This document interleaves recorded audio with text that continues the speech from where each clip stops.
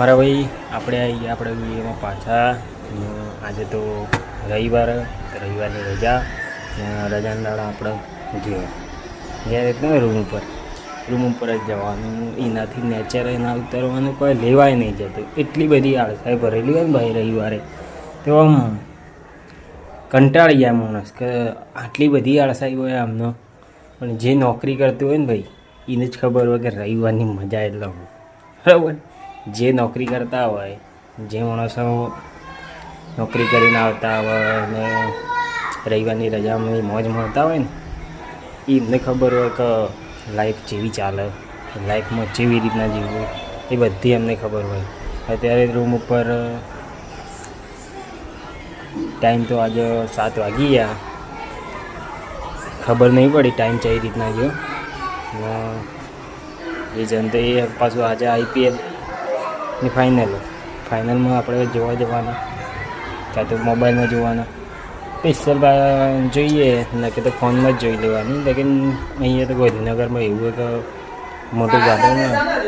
મોટા ગાર્ડનમાં આપણે મસ્ત ચાલુ પેલી કરે LED, મસ્ત પ્રોજેક્ટર લગાવો, પ્રોજેક્ટરમાંથી જોવાની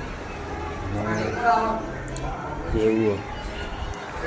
બાકી તો અમે તો હાલ મિસ્ટર ક્લીન જેવા થઈ ગયા, જેને જે ન મળવું એ આવી લે બરાબર. અત્યારે રૂમ ઉપર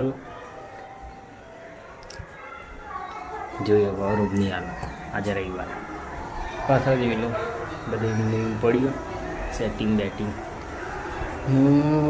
ખબર નહીં આજે બાલે બરોબર વાતા નહીં,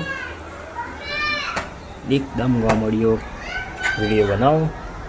સોસાયટીનું સીન બતાવી દો, થોડી વાર જ બતાવે છે તો કોઈ કમ્પ્લેન મારે તો પાછો પ્રોબ્લેમ થાય ના કરતી બતાવી દો. નેચર ગાર્ડન એ પાછું મજા આવે છે ને. બાકી એક નંબર. અત્યારે ગાર્ડન બધા છોકરો ભાઈ સોસાયટી આખી અમારી સોસાયટી બહાર તો માણસો બધા ટાઈમ પાસ કરે ને. મારે તો ટાઈમ પાસ રવિવારનો એ રીતના જ થઈ જાય.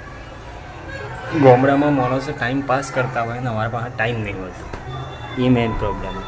જેમ અહીંયાનો ટાઈમ કોઈ ખબર નહીં પડતો ને. ગામડામાં તમે ગમે તેટલા મોડા ઉઠ્યા હોય, ગમે તેટલા મોડા ઊંઘ્યા હોય, રાત્રે 2 વાગે ઊંઘ્યા હોય તો એ તમે 7 વાગે તો ઉઠી જાઓ ને તમારી ઊંઘ પૂરી થઈ ગઈ હોય. અહીંયા એવું નહીં. અહીંયા તમે 5 વાગે ઉઠ્યા ને પછી આખો દાડો તમને ઊંઘ આવે અને ભૂલે છે કે તમે 12 વાગે પછી જાગી ગયા ને તો તમારી ઊંઘ પૂરી થાય જ નહીં.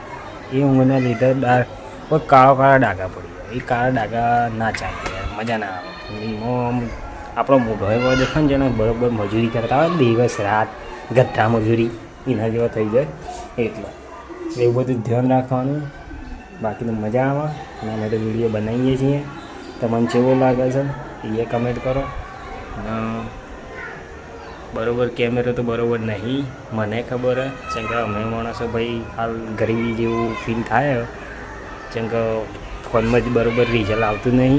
ભલે જ મોંઘો ફોન હતો એ રિઝલ્ટ નહીં આવતું. એટલે જીવાનું ફોન લેવા જાઓ, નોર્મલ જ ફોન લેવો. બાકી તો તમારી ઈચ્છા, આઈફોન લાવો, બાયફોન લાવો, ગમે તે લાવો. પણ છેલ્લે કેમેરાનો જે ફોટો આવે ને એ આઈફોને કોમ ના લાગે. એટલે હોય ને હંમેશા એક વસ્તુ લાવવાનું જે કોમે લાગે બરાબર.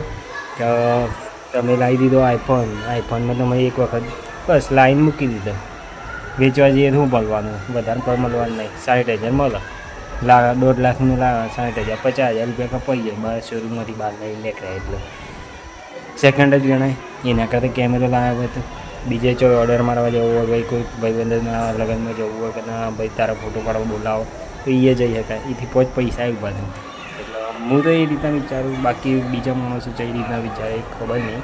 એમના સપના હોય માણસોને ભાઈ લાવીએ આઈફોન લાવીએ, આ કરીએ તે કરીએ. હા મારે તો એમના સપના યાર. અમે હાલ તો આ ચાલે છે એવું ચાલે. થોડીક વધારે મોટી નોકરી મળે તો સારું બરાબર. બાકી તો જેવું ચાલે છે એવું શાંતિથી ચાલતું રહે તો સારું. ભગવાનને એટલી પ્રાર્થના. બાકી તો મળીએ બીજા વિડીયોમાં બરાબર.